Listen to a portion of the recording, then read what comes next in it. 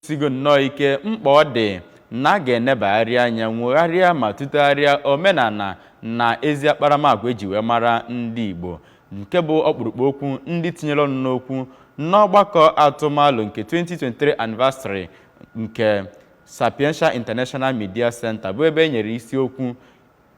ntụtegharị njirimara na omenala ndị Igbo n'etiti ngalaba mgbasa ozi na anyị nwa bụ ndị ọzọ. Onye nta akụkọ anyị ọ dị n'aka Nwaolisa ga-akọlu akụkọ a n'isi.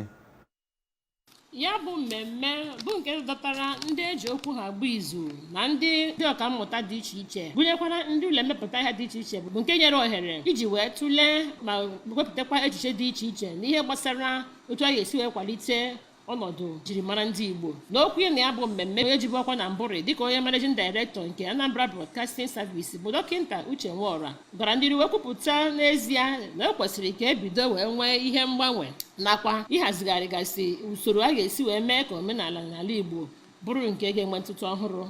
O kwupụtakwara na ndị Igbo ga-abụ ndị ga-enwe ọganihu ma ọ bụrụ na ha ṅomie echiche na amamihe ndị chịbụrịrị na mbụ n'oge gara aga. N'okwu ya na ya bụ mmemme ka onye eji okwu ya agba izu bụ Saji Okeke gara n'iru wakwa alịla maka ọtụtụ mmegide na-emegide ndị Igbo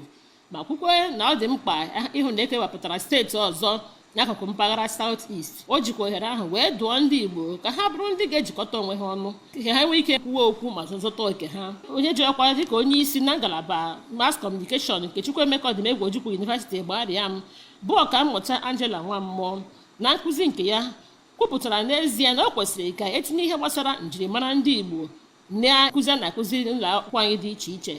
Ọkammụta Nwammụọ kwakwaralịrị maka etu ọnọdụ si wee dịrị bụ ụmụ ihe ndị na-ahụtagasị na mgbede ka mgba wee kelekwa ụlọ mgbasa ozi a maka mbọ ha ịhụ na ha na-arụtụgasị ụmụ ihe ndị dị otu a aka. Onye nyere nkọwa na ya bụ mmemme bụ ọkammụta Emeka Obi ma gụnyekwara Reverend Fada Fidelis Onwodiofo kpọrọ ndị nke na-etolite okwu ka ha bụrụ ndị ga-adị uchu ịkwalite ihe eji mara ndị Igbo n'ụwa gbaa gburugburu.